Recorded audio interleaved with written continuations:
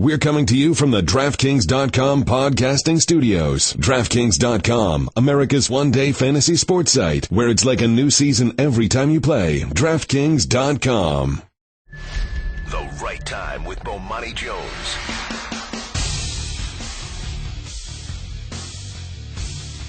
Ladies and gentlemen, welcome to The Right Time. My name is Bomani Jones. Thanks for listening on ESPN Radio and the new ESPN app.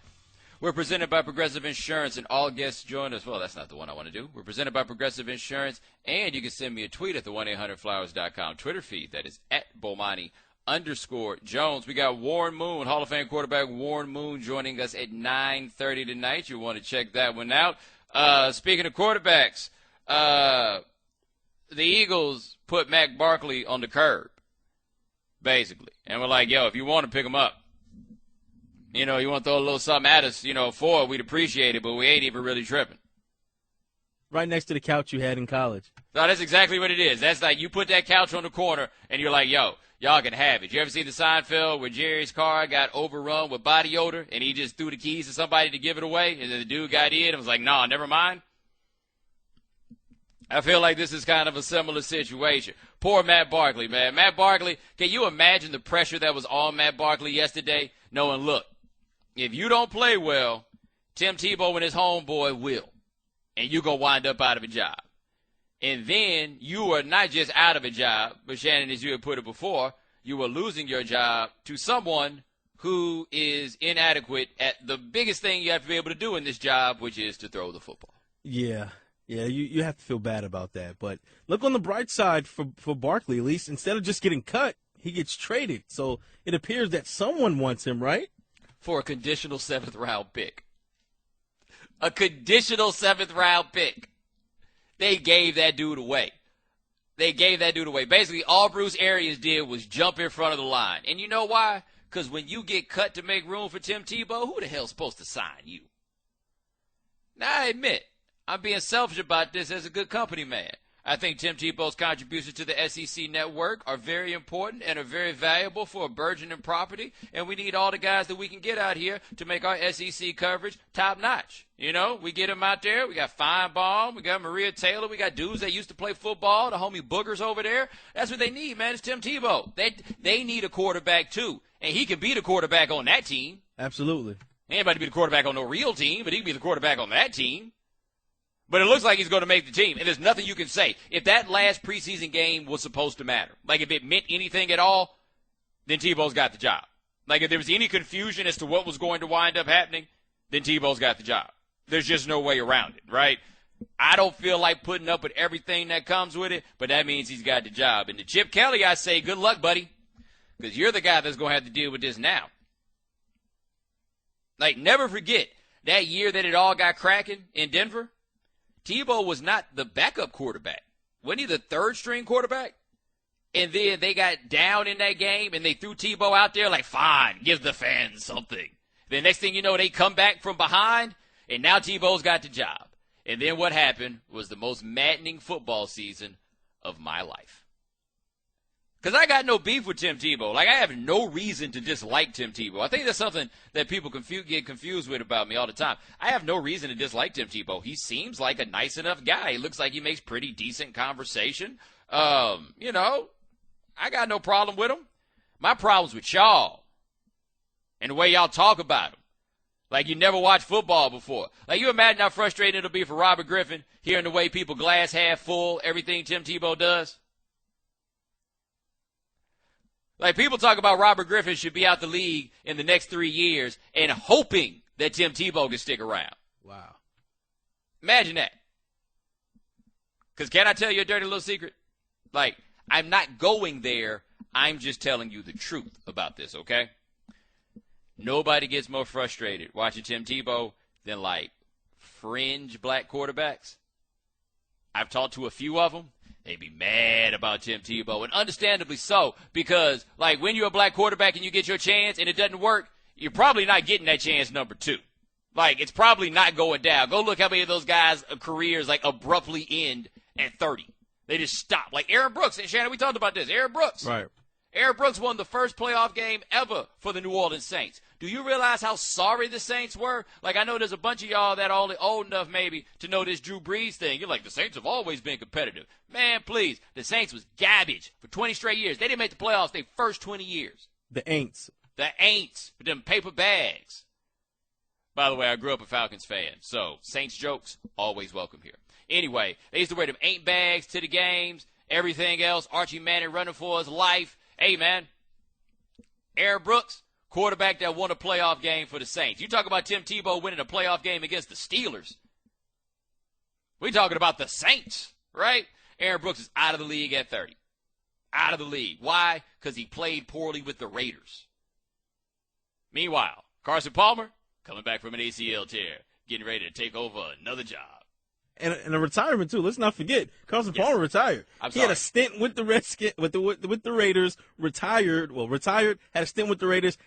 Knee blown out. He about to start another season. Hold up, you forgot. He quit his job in Cincinnati. Remember that? When he just quit his job? He put a for sale sign up in the yard and just quit his job? And then got lucky with that trade that sent the Raiders back like 10 years because they gave up so much to get Carson Palmer? But I'm just telling you, like, those are the guys that watch Tim Tebow and get the most frustrated. Like, I remember seeing Cordell Stewart on TV once talking about Tim Tebow. He could barely contain himself. He was so salty. He was so mad. So mad. Yeah, y'all talking about I can't throw. Y'all saying I can't play. But there's Tebow. He's out there. And now Chip Kelly's got to deal with that.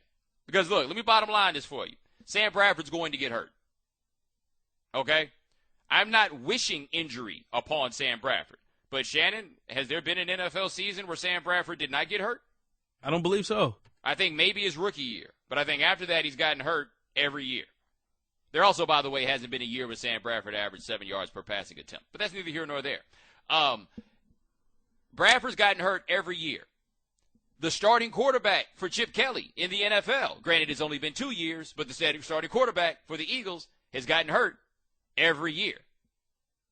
Every year. So Sam Bradford's going to get hurt. I don't think there's anything more reasonable to presume than Sam Bradford's going to get hurt, which then means you go to Mark Sanchez. Let me tell you something, man. Once you go to Mark Sanchez, streets are talking about Tebow. Like, that's it. Once it goes there, the streets are talking. If we already playing Mark Sanchez, baby, who cares?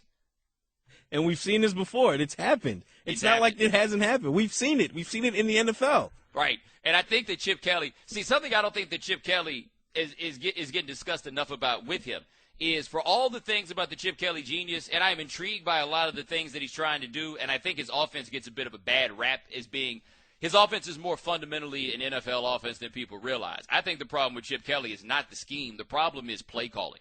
When it comes up time to play against really good teams, and this goes back to Oregon, his play calling gets real lemon booty. It gets real tight, gets real nervous. All right? Like, that I think is the biggest issue. But I also think that Chip Kelly has convinced himself that he doesn't need a good quarterback to win. And let's be clear.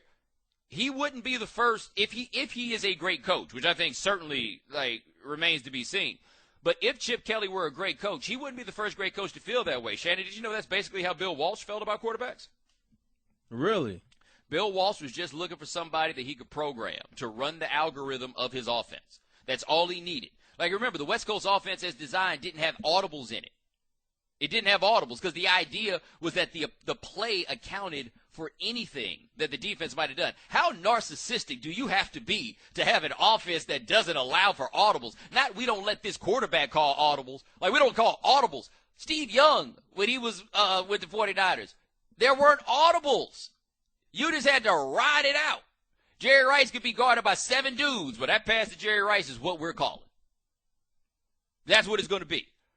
Chip Kelly seems to be also on that same kick because none of these quarterbacks he's got. Look, I feel like we've seen enough of Sam Bradford. Sam Bradford's just not that good. And if he turns out to play very well this year, that'll be great. But that's not going to change the fact that Sam Bradford's not that good. But that being said, Chip Kelly had Nick Foles out here throwing 27 touchdowns and 2 interceptions, which is, by far, has anybody ever played farther over their heads than Nick Foles did that one year? You know how far Nick Foles played over his head that year? That when it came time to trade him, all they could get for him was Sam Bradford. Because people will look it up like, come on, but this ain't real.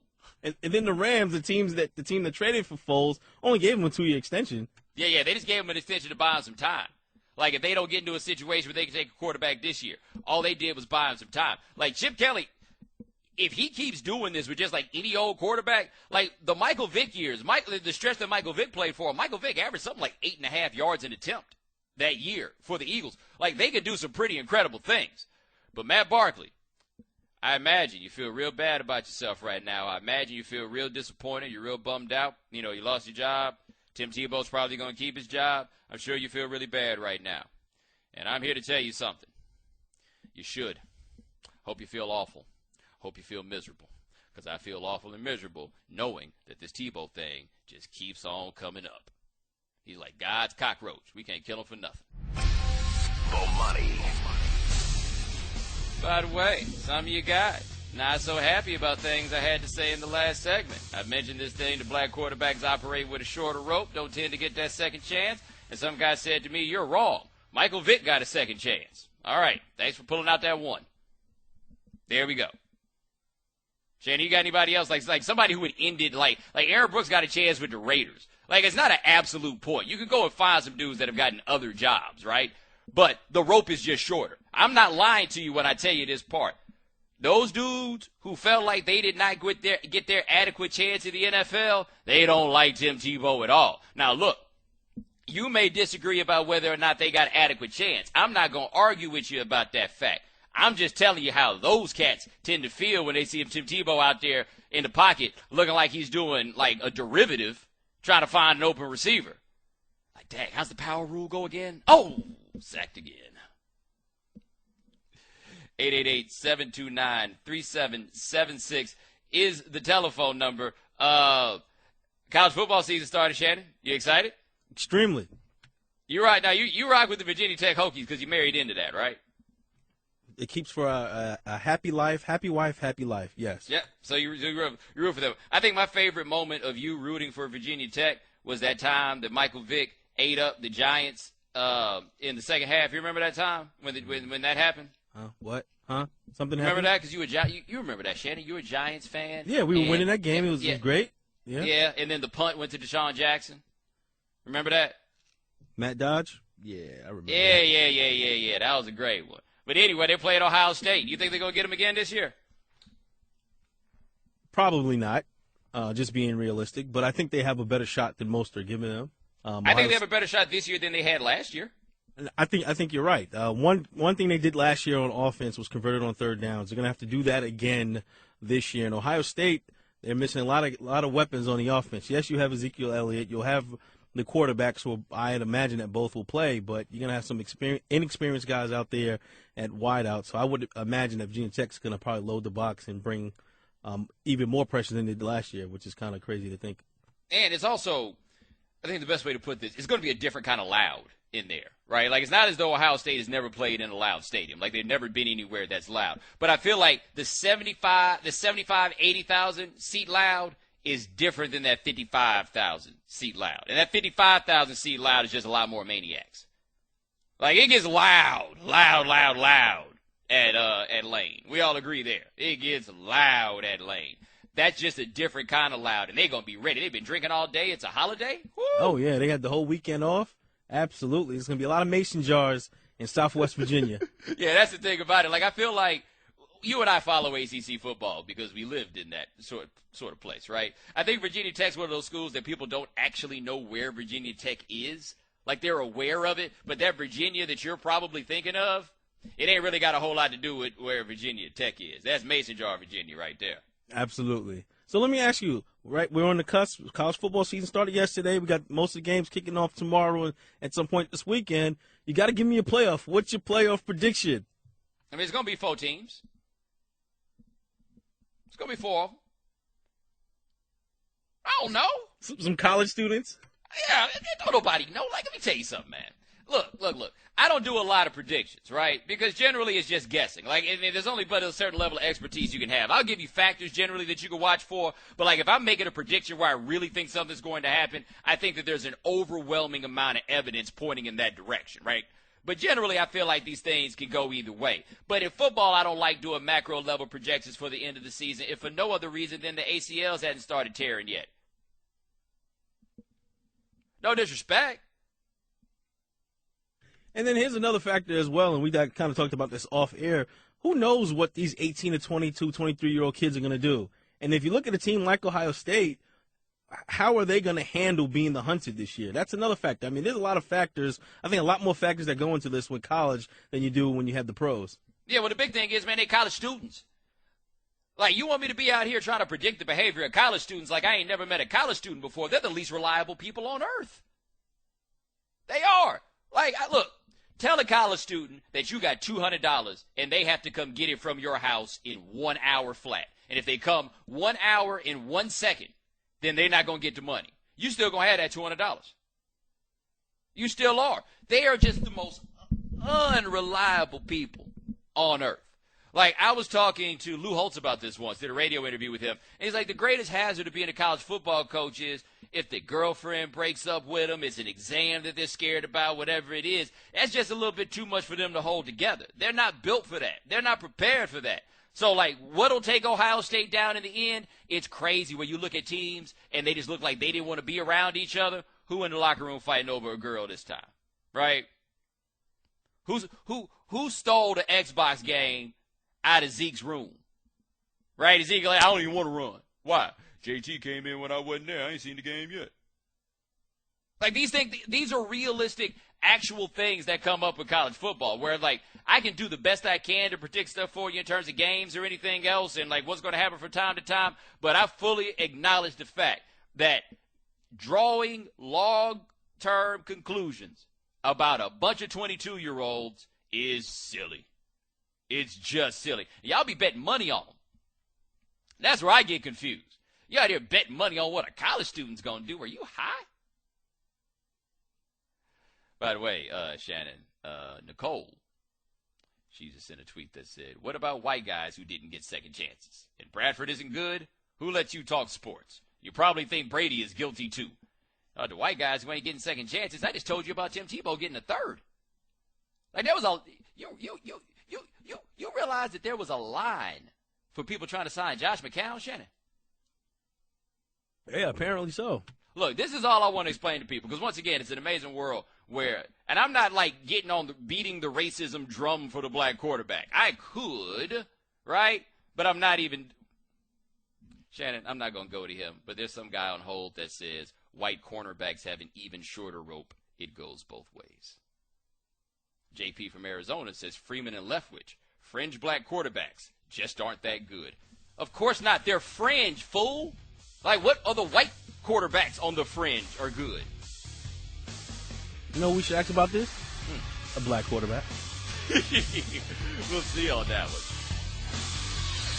The Right Time with Bomani Jones. Weeknights from 9 to 11 Eastern or on demand at ESPNradio.com. Bomani.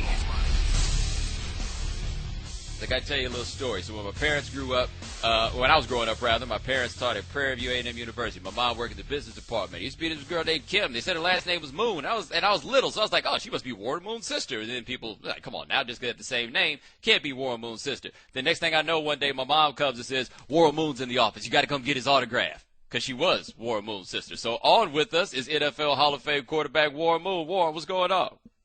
Bomani, how you doing today, man? Hey, man, I'm doing all right. So you don't remember me getting your autograph 27 years ago, but it was a very big deal for me. I remember giving a few autographs out when I was at Prairie View. I don't remember you specifically, but I remember you other places along the way. Hey, man, well, I appreciate it. Well, hey, coming into this season, you're in Seattle, man. How do you feel about the Seahawks coming into this year? You know, I like their football team. I like that they're healthy right now coming out of the preseason. I like the fact that they picked up Jimmy Graham in the offseason, so that makes them more explosive offensively, especially in the red zone. And then their two top picks this year, Tyler Lockett and Frank Clark, have both really played at a high level and are going to really help the team this year, I think, in a lot of different ways. So I like what they have, the experience coming back. And then I think they have that motivation because of the way the Super Bowl ended last year. This team really wants to get back there and finish what they didn't finish last year. Well, let me ask you this about Russell Wilson, because Russell Wilson has won a Super Bowl. They got to the Super Bowl last year, but this is kind of the first year that Russell Wilson has really been famous. Now, Russell Wilson is everywhere, and Russell Wilson just got his money. What kind of pressures does a quarterback face in that situation where now you're on the field after you've become like a national star? Well, a lot of guys can put a lot of pressure on themselves if they let them do that. You know, Russell's a guy that's expected all of this. He's a guy that wants to be great, and he continues to work hard to be that way. And so I don't think it's going to affect him that much. He's a guy that hasn't changed any of the things that he's done since he's been there, as far as how much time he spends in the building every day, his preparation, the things he does off the field. You know, he might do a few more things off the field in the off season because he has that time to do it, and he's been invited to a lot of different things. But I still think he's the same guy that wants to be known as one of the better quarterbacks in this league, and he'll work towards doing it. So I think he'll only continue to get better. He's only going into his fourth year. He's accomplished a lot, but I think he's got a lot of improvement that he can make, and that's a scary thing for a guy that's had this much success already. Well, what's one thing that you can point to that you think he needs to improve? I think he can become more of a rhythm passer in the pocket, more of a just more of a pocket passer in general, not rely so much on his scrambling ability to get outside the pocket and create. You always want to be able to have that, but I think as a quarterback, especially as you get older and you lose some of those skills, you're going to have to rely on being in that pocket and distributing the ball to all your different guys. I know I went through that early in my career. I ran the ball around a lot, but I also understood that once you leave that pocket, those guys will kill you if they get a chance. So you better start just staying in there, move around that pocket, and get the ball to your playmakers and let those guys make the plays with their legs. All right, we're talking to Warren Moon, and that's actually an interesting question I always wondered about with guys who played in Canada like you did, where you have the wider field and it kind of has more. There's more of an incentive for guys to kind of run around and do those sorts of things. How tough of an adjustment it is to tell yourself, okay, stand still, in spite of the fact that guys are coming to kill you. It's not so much about standing still. It's the pace of the offense, getting the ball out of your hand in rhythm. Don't sit back there and hold it if you don't need to. You want to try and know where you're going with the football all the time. And I was a guy that always got the ball out of my hands pretty quickly, didn't hold on to it a lot. But I also had the ability to move around and run if I needed to. So as long as you have that in your back pocket, that's good. But you don't want to rely on it too much because, like I said, as you get older, you're going to lose some of those skills. And you better be able to rely on your pocket skills. That's what allows you to play this game a long time. You look at Tom Brady and Peyton Manning, guys like that, they're skilled in the pocket, and that's why they're still around. All right, now you mentioned Peyton Manning because he is getting older, and the last couple of years, I think he started to look older than he had looked previously, even though the numbers were great. As you get to that age, and you played in the league for 17, 18 years, what's the hardest thing for a quarterback to keep on point as your skills start slipping? Just keeping that longevity of being sharp late in the season. It's a long, grinding season, especially when you get towards December, January, and your body starts to break down a little bit. And you got to make sure you're doing all the right things. You got to take care of yourself. I had this regimen that I went through the latter part of my career where I got massaged twice a week. I was at a chiropractor twice a week. I did some golly, I can't even think of what it's called right now, but with the needles. What's the acupuncture. Yeah, acupuncture, excuse me. Yeah, and I did all of that, and I weight trained. I really took great care of my body, the way I ate, everything. It still doesn't guarantee you're going to get through the season and have that same sharpness at the end of the year. So those are things that you have to do if you want to play this game a long time. And I played till I was 44, and the reason why I was able to do that, I didn't have any major injuries, and I really took good care of myself. All right, we're talking to Warren Moon, and I was curious, what did you think? I've heard you say that you thought that Robert Griffin probably needed to stop talking, which I think that all of us have thought at one point in time. But what did you think watching that situation play out this preseason? It's unfortunate, but I just think, first of all, he's in the wrong offense for him.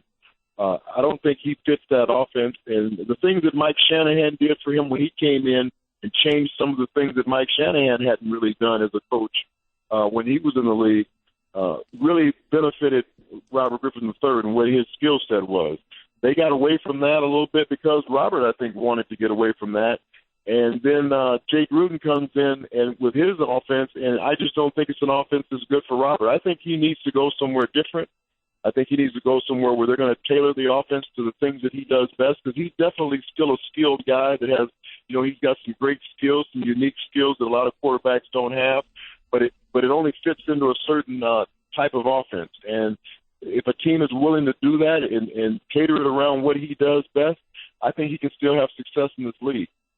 Well, I watched what was happening to him from a distance. As somebody who grew up in Houston, I made a lot of comparisons to what happened with him to what kind of went on with you at a point during the 1993 season where you were the franchise quarterback and the franchise had been behind you, and then one day it felt like all of a sudden, we're not so behind anymore. Like, as the quarterback, what's it like when you get that feeling that the organization that used to be all the way on board just isn't there anymore?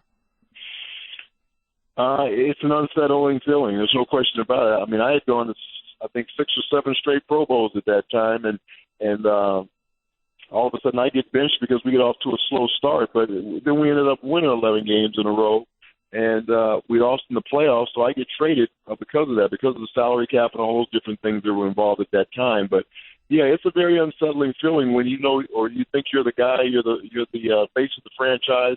All of a sudden, they all of a sudden lose confidence in you because you have a bad stretch of ball games. And it's not always all the quarterback's fault. There's no question you have to play good, you have to play better. But to put it all on me, I guess that's what happens, and that's part of the job. You got to have the big shoulders to be able to handle the criticism, because you're going to get a lot of the credit when you probably don't always deserve that as well. Yeah, I may or may not have referred to Kirk Cousins as the Cody Carlson of Washington after I saw the newspaper spread in the Washington Post. But that's the interesting thing, where you are the starter, and not just the organization doesn't seem behind you, but it seems that everybody around, like, you look up and there's a newspaper spread for the backup quarterback. Well, the backup quarterback, if the team is struggling, is usually the most popular player in town. There's no question about it. Everybody thinks that that's the answer. Because they always put, most of the blame on the quarterback, especially if he's not playing up to what they think he should be. But there's a reason why backup quarterbacks are backup quarterbacks, and it usually shows when they get a chance to play for any long period of time. So, Cody got his chance to play, and he didn't even last his first year. I mean, I think he got hurt that first year. Even in the game that he replaced me, he got hurt in the first half, and I was right back in the lineup again. So, it's not always as easy as it looks to be able to go out there and play the game. And there's a reason why you're a starter, and the reason why you've played as long as you haven't had success. Sometimes you go through those stretches where you don't play that well, and there's a lot of things that could contribute to that. But the big thing is I fought through it. I didn't let it get me down. I kept myself ready, and once that opportunity came back again, I was going to be ready to jump on it. All right. He's NFL Hall of Fame quarterback Warren Moon. My man, thanks so much for joining us. I appreciate it. Always great talking to you, brother. You do a good job on this show. Bomani. So as you may have heard, your man Roger Goodell got his keister handed to him in court again yesterday. This seems to be a regular part of the Roger Goodell existence, getting his keister handed to him in court. And guess what? Shannon, it sounds like the owners a little bit tired of it. Yeah. You'd imagine that something was going to have to come down. Goodell's taking too many losses. Yeah. And because, see, when Goodell loses, they all lose. Right? Like, Goodell is the representative of the owners. So if he loses, they lose. So it seems that these owners are like, hey, man, according to the Washington Post here, they're like, hey, I think we need to figure out another way to do this. Right. Like, maybe they want to go to a neutral arbitrator. How bad does it have to be going for Roger Goodell where they have it in the rules that they don't have to get a neutral arbitrator? And they're like, no, I think a neutral arbitrator is the way we want to go. Yeah. I think somebody not involved with us would be the way to handle this. Look, man, if you got a CBA that gives your commissioner the power to do the things that Roger Goodell does, and now you want to take that power and give it to somebody else, does that not sound like you need a new commissioner? Like, really, basically what you're saying about your commissioner is he can't drive stick. Like, that's what this is. You've got this great sports car, except your driver can't drive stick. What do you think some of the things that they want to change as far as his power?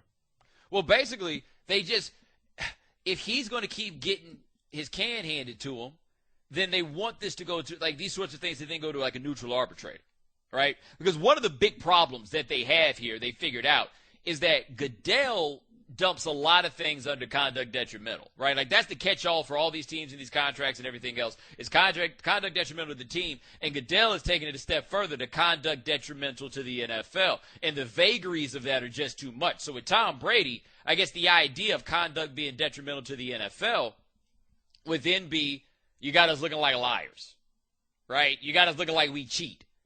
And that plus the other stuff wound up adding up to 4 games, and it can't be that. As much as all of us believe that the owners love Roger Goodell and they'll never get rid of Roger Goodell because they love him and he makes them so much money, I would like to ask this question. How hard is it to make money selling the NFL? I don't anticipate it being the most difficult thing in the world.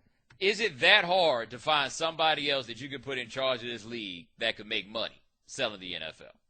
Because maybe it is. Like, I'm not discounting the possibility that Roger Goodell is actually really good at his job in ways that, I just don't know or don't see. I also acknowledge that Roger Goodell is in a really tricky place in the job that he has, in that how many more ways are there to make money off of football? Because that's what winds up happening in any corporate structure. The name of the game is growth, right? So people are buying these teams. Franchise value is important. The value of the franchise has a lot to do with not just the revenues you make now, but the revenues that you can reasonably expect. Because if I'm selling a football team to somebody, what I'm really doing is I am taking your money right now in exchange for all the money that you'll make down the line. Like, that's how that works. Give me the money up front, and you'll make this money gradually down the line. They finance it in a certain way. They make their projections, how much money they need to come into per year. That's how they wind up doing it. How much more room is there to grow for the NFL, especially as these cities seem to be bucking back at this idea of building these new stadiums? Well, except for the fact that they then have a tendency to just go ahead and, build the new stadium because nobody wants to lose an NFL team. Like, that's what it comes down to. But I will never buy into this idea that these teams in the NFL will never get rid of Roger Goodell because he makes too much money off of them. I can't believe that these arrogant owners don't believe they can go find somebody else who can do the same thing. I just don't. But for Goodell, a lot of the legend of Roger Goodell was built around player discipline. Like, that's how we realized that this was a man that you had to respect because he had these cats coming in there bowing down for his respect. But he's not Pete Rozelle. Like, when Pete Rozelle did things, everybody trusted what Rozelle did. Everybody did. If the owners have stopped trusting Goodell in that way, what's the next step? Like, really, what's the next step? So can Goodell's image, legacy, or what have you be saved at this point? Yeah, he's just got to stay out the news. He's got to stay out of the news. Now, let me tell you something I do find interesting about Goodell that people don't talk enough about. So, say you had a quarterback that was new. Robert Griffin is a great example of this, right? Is a guy who came in with a big spark, and then we got a little tired of him because he was everywhere, right? And we're like, yo, man, maybe you need to just fall back and work on your craft. Like, you don't need to be out here in front of everybody, which I didn't blame Griffin for it because clearly all the money he was getting for those commercials and things, clearly he needs it now. Because he ain't going to get that $16 million option, Like, every dime that he had a chance to get, he needed to get. But I did understand the argument that maybe you need to fall back. Maybe this isn't a good look. Maybe you're starting to fall in love with the spotlight. Roger Goodell's on the cover of Time magazine with the headline, The Enforcer. And I bet if you go to his house, that's framed up in a room somewhere. I bet it's framed up in a room somewhere. Right? Was that not a guy that seemed to fall in love a little bit with the attention? Was that not a guy who didn't seem to fall in love a bit with the idea of being the enforcer, of being the law and order of the league, of being the moral compass of it? Because, look, once you get made the guy who protects all things right, if you're into that sort of thing, I don't see how it doesn't go to your head, especially when whatever you do as Roger Goodell is then determined to be the right thing. Now look how out of hand that got. Look how far that went. Look where that got him. Look at what happened after the Ray Rice thing where Captain Law and Order didn't punish hard enough, and then he didn't know what to do because he had to be Mr. Right Thing. And everybody told him, hey, Raj, that wasn't the right thing. You know what? You're right. I'll make sure Ray Rice doesn't play anymore. He lost that one too, by the way. He lost that one too. All right? But that's the guy. That's who he is. And so now the owners, if they want to try to change things as it goes to player discipline, if it's enough of them, they can. But Roger Goodell isn't going to give that away because it seems like that's become part of who he thinks he is. Like, he thinks he is the law and order. people don't give up being the law and order like that easily. Doesn't work that way. It's just not that simple. Like, you ever seen a cop that became a security guard? They ready to cuff you up at any moment till somebody reminds them, you know, that gun ain't real. That's just like a decoration. Like, we just gave that to you, so maybe you might command some bit of respect. They take away Roger Goodell's problems. You know what he's going to wind up being? He's going to be the head of the security force at an apartment complex. Like, just because you call yourself lieutenant doesn't mean you are the lieutenant. Top flight security of the world, Craig. Not the country, of the world. But here's the thing. If the owners make the decision that they're going to turn these things over to neutral arbitration, like if that's the game that they ultimately wind up playing in changing this, think about what that says. What they're basically saying is, from this point on, whatever Goodell does is going to go to a neutral arbitrator anyway. So we might as well just stop wasting time. Because once they have that system in place where he gets to hear the appeal, that's now actually become a detriment to the NFL. Because now that people don't think that Goodell's punishments are going to wind up standing up, everybody that gets one of those punishments that they appeal to Goodell is then going to wind up taking it to court. And who has time for that stuff to go to court? So you might as well just get a neutral arbitrator and call it a day just to save the time. Like, these things do cost the NFL money. And just because rich people have money doesn't mean they like to spend it on these kind of lawyers. So, hey, it was fun while it lasted, Raj. But if these owners are deciding they want to try to rein you in, let's see how this all goes. Huh? The Right Time with Bomani Jones. Weeknights from 9 to 11 Eastern or on demand at ESPNradio.com. And now, for Geico's edition of Stuff Found in Your Car, we go inside your side door pocket. Hello, yes, the crumpled receipt with gum in it. From your anniversary dinner, you sprang for expensive wine, your server was Beth. That dinner was a couple $100. Money you could get back if you switched to Geico and saved hundreds of dollars on your car insurance. I bet you'd save that receipt. Frame it even. But really, where did I go wrong? Was it the corkage fee? Geico. 15 minutes could save you 15% or more on car insurance. Visit geico.com today. Bomani. Happy birthday, Beyonce. Ladies and gentlemen, welcome back to The Right Time. My name is Bomani Jones. Thanks for listening on ESPN Radio and the ESPN app. We are presented by Progressive Insurance. Happy birthday to Beyonce. Shannon, you want to say happy birthday to Beyonce? There's other people who have birthdays on this date, too. I'm just going to point that out. Oh, yeah. Happy birthday to my homeboy Clarence Mitchell out there in L.A. And also, happy birthday to my homegirl Josie Zoney up there in New York City. Love you, girl. I'm sure they're great people. They are. I miss anybody else? Somebody else, too. I'll think about it later. The hunt for October has begun. Tune in tomorrow as the Cardinals host the Pirates. Coverage begins at 3:30 Eastern on ESPN Radio, ESPNradio.com, and the ESPN app. Shannon, you going to listen to that game? You going to check it out? Oh, yeah, absolutely. Obviously, of course. I mean, what better way to celebrate the day after Beyonce's birthday, huh? Yeah. Just so you guys know, somebody on this show's birthday is today. I just can't remember who it is. Anyway, the Mets. Now, Shannon, you're a Yankees fan, right? I am. So you enjoy laughing at the Mets? No, I'm a Mets sympathizer. Which means you do enjoy laughing at the Mets? Absolutely. I enjoy laughing at the Mets, too. Like, I grew up as a Braves fan. Like, my brother used to love the Mets when I was little. My brother's 13 years older than me, though, so it's like the Darryl Strawberry, Doc Gooden Mets, right? Like, that's what he loved. And I had a soft spot in my heart for the Mets. Like, I have an odd relationship with the Mets because I really, like, as a fan, and I don't really do this anymore, but I came to dislike the Mets when the Braves were rolling and the Mets finally got to be good. Like that one time when the Braves went to the World Series, Kenny Rogers I think he walked Andrew Jones, which is not easy to do with the bases loaded, and that's how he wound up getting the World Series. There was even a brief period of time where John Rocker was my favorite player, in large part because of his willingness to antagonize the Mets, and then he became John Rocker. And, Shannon, my heart was so broken when I read that Sports Illustrated article about John Rocker. I was like, yo, this is my dude. And we finally got a left-handed reliever who throws hard. And then it was just, ooh, you're John Rocker. And it became a problem. And then I went to a Braves-Yankees game at Turner Field the next year, and John Rocker came in the game, and they gave him an ovation like he just came back from Nam. It made me very, very uncomfortable. Like, I'm looking around at the people in the crowd with me like, what y'all clapping for? Like, I thought we were just willing to put up with him. Like, what's the big deal? But anyway, we can't laugh at the Mets so much this year. They're good now. They're winning. They're almost a feel-good story, as good as you can feel about the Mets, right? But good for them, right? I got to admit, though, the Mets' dysfunction is always, like, just around the corner, right? Because let's not forget, this is the team whose owner got in a Ponzi scheme. Where we weren't sure they were going to – wasn't that long ago we weren't sure if the Mets were going to be able to make payroll. Right, especially when they got to pay Bobby Bonilla, too. They do still have to pay Bobby Bonilla. He loved the Mets.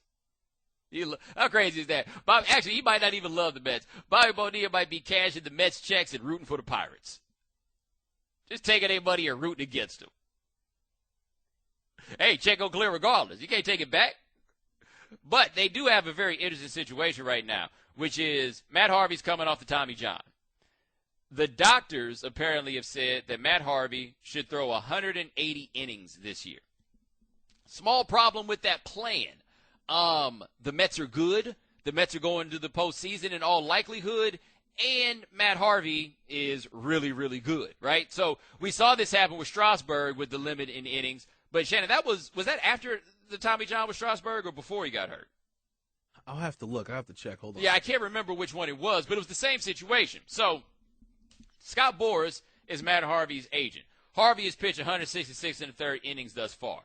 Boras believes the cap on these innings should be at 180. The Mets are trying to play this easy, so they have him skip a start to conserve innings. They're going to a six-man rotation, which is the sort of thing that you can do when the Nationals decide to wet the bed, right? You can go to a six-man rotation at a time like this. And so the Mets are trying to get all the innings that count that they can out of Matt Harvey. Like, that's what they're trying to do. But if he's got 4 more regular season starts, I'm looking at this on ESPN.com from Adam Rubin, that'll get Matt Harvey up to almost 200 innings. Like, we're in the 190 inning range, and Scott Boras doesn't want that because Scott Boras is trying to play for that long money. Here's the problem I have with the entirety of this discussion, okay? Why do we still use innings as the measurement of how much somebody has pitched? Like, I understand using innings as the measurement, like, statistically. Like, the stat for innings matters, okay? I get that. Because the innings just tell exactly what it says. How many innings are you eating up? But the thing about innings is it's not telling you how many pitches are being thrown. So every time I see somebody say with Matt Harvey, for example, well, we're going to cap him at 100-some-odd innings. No. We need to know about pitches. And types of pitches as well. Right. Types of pitches and when the pitches are thrown.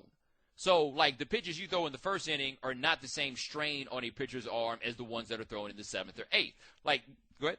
Strasburg's innings limit came after the Tommy John. After the Tommy John? Okay. Because I didn't know if they were just trying to play as a young guy, just trying to protect his arm. But the bottom line is they are so poor in the ways that they try to measure the wear and tear on a pitcher's arm.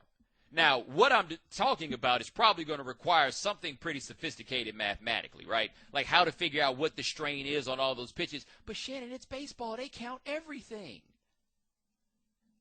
If there was a league, if there was a sport that's in the stats and sabermetrics and all of that stuff, it's baseball. It is the game that gave us war. It is the game that, if you can come up with war, right, if you can compute war, I'm thinking there's got to be a better way that you can compute wear and tear on a pitcher's arm than just how many outs he got. That's just not giving you the answer that you need. Say, case in point, Clayton Kershaw. I remember last year in the postseason. I always said the problems that Kershaw had in the postseason, you don't really have a great gauge on them because really Kershaw only had 2 bad innings. The problem was the innings that he had that were bad didn't even count as innings. Like, remember when he got rocked by the Giants at Dodger Stadium, and I think he gave up however many runs that was before they yanked him? If you don't get any outs, that's all those pitches, and it doesn't calculate as an inning. So what the hell does that mean for something like Matt Harvey? So if Matt Harvey goes out and faces 5 batters to start the 8th inning and doesn't get any of them out, and you pull them out, there's no inning there. Like, this isn't the way to do it. This just doesn't make any sense. Now, as it relates to the actual decision that the Mets have to make, hey, man, we're trying to get him to throw as many pitches as we can. Like, we want him long run, but we haven't won a World Series in 29 years. We got to go for this. Because look at the Nationals. What did they get from that Strasburg situation? What did they get out of it? Nothing. They're not. You see what's happening to them this year. When you have a chance, if I'm the team, and if I'm the team, I'm approaching this just cutthroat capitalism. If I'm the team, yo, man, you got to come back out here. Like, we might only have you pitch 6 or 7, but you're going to have to pitch 6 or 7. But we're here. We're here. We got to go. Nothing's promised. We're here, and he wants to pitch. Who doesn't want him to pitch? The dude that's trying to get a percentage for a lifetime. That's who. And I don't have a problem with Boris, to be clear. I understand where Boris is coming from, and Boris has got to watch out because they will let him go out there and throw out his arm. Why? Because they're getting him for cheap right now. Like, there will be a time where Matt Harvey costs them a lot of money. That time ain't right now. It's not it. Hey, man, I don't know what they're supposed to do, but I do know this.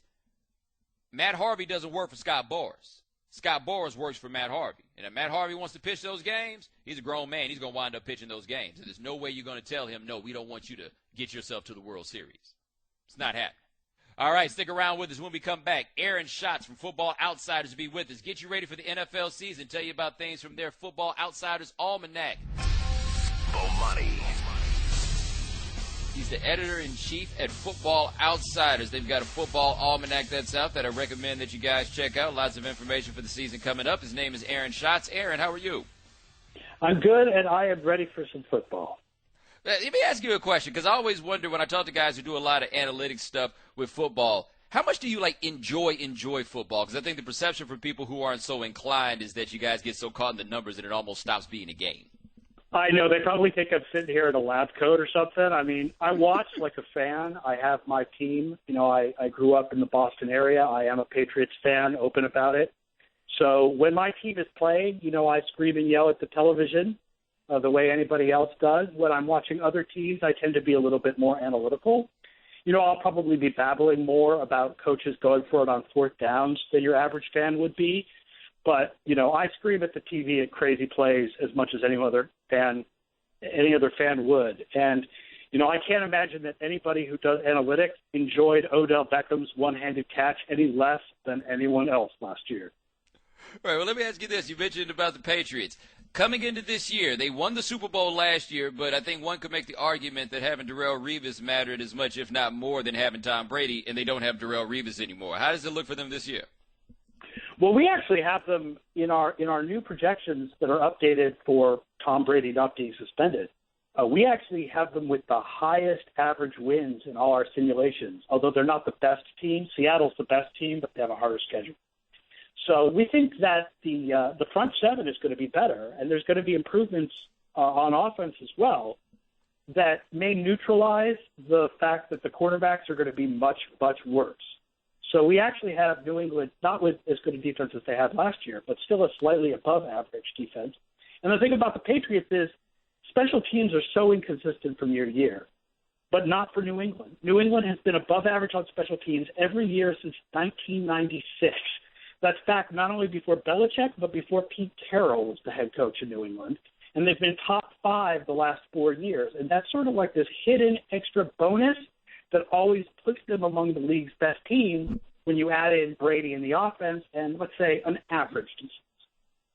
All right, talking to Aaron Schatz of Football Outsiders, and I was one of those people who was ready to bury Brady after 4 games last year. And even though they won the Super Bowl, I've been one of those people that's a bit skeptical about his arm strength and what he does down the field at this point in his career. Am I being unfair to Tom Brady? Oh, not at all. The arm strength is not what it once was at all. And if you can see that in the Football Outsiders Almanac, we've got some stats that reflect how Tom Brady has been on deep passes over recent years, and there's no question that he has not been as good as he was back in the days of Randy Moss. He simply can't power the ball down the field. Last year on deep passes, which is 16 or more yards to the air, he completed only 38% of them compared to 49% back in 2010 and 2011. The yards per attempt used to be 14 or 15 every year. Now it's like 9 or 10 every year. There's no question the arm strength's not there. He does it all with picking his spots, with the shorter passes, matriculating the ball up the field, as they say, and it's not with the deep pass at all. Well, it's also a similar situation, I guess, that Peyton Manning is in, and it isn't a problem for Peyton Manning until it becomes a problem. When we saw him at the end of last year, though, he looked to be so broken down. How are you feeling about him and the Broncos this season? Yeah, and I think it's really hard from an analytical perspective to figure out the Broncos' offense because analytics are so much about looking at teams through the window of what has happened in the past. But there is no what has happened in the past. We've never had a quarterback as great as Peyton Manning who declined the way he did in the second half of last year with a question about whether it was age-related or injury-related. I mean, I suppose the closest thing we might have would be that second half of the year when Brett Favre spent that 1 year with the Jets. He had injury problems, but we knew that was injury problems. Here's the thing about Denver, though. People forget how good that defense is. We project them to be one of the top 5 or 6 defenses in the league. And that means that even if you expect that Peyton Manning is not going to be the Peyton Manning of old, as long as he's still a top 10 quarterback or a top dozen quarterback, that defense with Chris Harris and Aqib Talib and Von Miller, that is such a good defense that team is going to be one of the top teams in the league. It doesn't need Peyton Manning to be the best quarterback in the league to be an 11 or 12-win team. All right, we're talking to Aaron Schatz of FootballOutsiders.com. And speaking of quarterback, Sam Bradford, we really haven't seen him play in a year and a half, at least not in a regular season game. We now see him in this new Chip Kelly offense. What's Football Outsiders telling us about the Eagles? Well, I will say that historically there really is not a lot of indication that having these fabulous preseason games is an indicator of anything. So I wouldn't get too excited about how good the Eagles look in the preseason. It's really tough to imagine what Bradford's going to do in that offense just because that offense is so unlike anything else. We know that it made Mark Sanchez better, but it didn't make Mark Sanchez great. So, I mean, if Bradford is the quarterback he was in St. Louis, he was kind of average at best. So maybe he becomes slightly above average in Philadelphia. So overall, I mean, we think Philadelphia and Dallas are going to be neck and neck for the NFC East, and they're definitely two good teams, but they're two good teams that, you know, Philly in particular is going to take advantage of a slightly easier than average schedule. I don't think they're the top Super Bowl contenders in the NFC. I mean, no one comes close to Seattle. Seattle goes into the season as the most probable top team in the league, no question about it. But Philadelphia and Dallas are going to be in a battle till the end with each other, and whichever one loses that battle will probably win a wild card. Well, we also got this other thing with the Eagles, and you mentioned this in Football Outsiders, is the curse of 370, which you guys kind of expanded, 390 carries, including the postseason. And DeMarco Murray had all those carries last year. The Eagles' plan is to split those carries up, but is that enough to spare a guy like Murray? I don't know. We're going to have to see. I mean, I will say that, you know, the curse of 370 is not a definitive, like, absolutely, as soon as you carry the ball the 371st time, your leg breaks. And some guys, you know, who have declined, they didn't necessarily decline 1 year after. They did 2 years after. And there's also the fact that Chip Kelly uses all these sports science guys that he has on staff to try to minimize injuries. And they've been among the 2 or 3 least injured teams in the NFL over the last couple of years. They believe that they can keep DeMarco Murray healthy and on the field by monitoring his workload, not only in games, but in practices and in the preseason. And I wish them good luck because you want the best players of the league to be on the field. But we'll have to see historically. I mean, Murray was not the most healthy player before last year. He had injury problems pretty much every year until last year. So there's a lot in his past combined with the total carries from last year that make you wonder if he can stay healthy all year. The good thing for the Eagles is if he gets hurt, they've got Ryan Matthews and they've got Darren Sproles. Well, there's also another thing that you mentioned in the almanac, which is the role that offensive lines play in rushing and passing offenses, rushing offense and in pass protection. Could you tell people about that? Because Murray played behind a pretty good offensive line last year. Yeah, Murray played behind, I think, what most people would agree is the best offensive line in the league. If you look at numbers from year to year, there's no question that offensive lines get too much of the credit or blame for sack totals and not enough of the credit or blame for running. And, I mean, Denver fans know this well because they went through year after year of anybody can gain 1,000 yards in the Denver offense because of what the scheme was and because of the quality of the offensive line. But that's probably true in Dallas, and I think the Cowboys believe that or else they wouldn't have tried to depend on a committee of Joseph Randle and Darren McFadden this year. They would have gone out and got themselves a big name to be running back for the Cowboys, but they believe in their offensive line. At the same time, we know that quarterbacks' ability to get rid of the ball when under pressure has more of an impact on the sack totals and the pass pressure than people tend to realize. And the offensive line don't have quite as much of an impact. And a great example of that is, all these years that Peyton Manning would have a bunch of nobodies on his offensive line in Indianapolis, and he still would have fewer sacks than anybody in the league. And so even with the problems they have on the offensive line in Denver this year, I think we can expect that Manning will once again be near the bottom of the league in sacks because he gets rid of the ball before they can sack it. Now, the question is, will that line be good enough to block for C.J. Anderson? We'll have to see about that. All right, we're talking to Aaron Schatz of Football Outsiders. And in looking at all 32 teams analytically, is there any team that jumps out that you, from the analytics, tells you they're going to be pretty good, but most people probably wouldn't expect? Yeah, I think we've got a couple of teams that are pretty defense-oriented that we like a little bit better than conventional wisdom. St. Louis is one. Minnesota is one. I think people like Minnesota a lot, but we like them more because of their defense than because of their offense. But the big team that I think we think is better than conventional wisdom is the New York Jets. And I know everyone likes to laugh at the Jets, and their offense is probably still going to be worth laughing at because, they're the Jets and they're not going to be good. But that defense is going to really be something because there are some really strong trends. First of all, they have the fewest turnovers per drive of any defense of the last 20 years. That is just not sustainable. They are going to have more picks. They are going to have more fumble recoveries. And that's a huge difference for that defense. But then on top of that, sort of the statistical trend that's out of their hands, they also went out and they signed a ton of new talent at a position where they had huge weaknesses last year.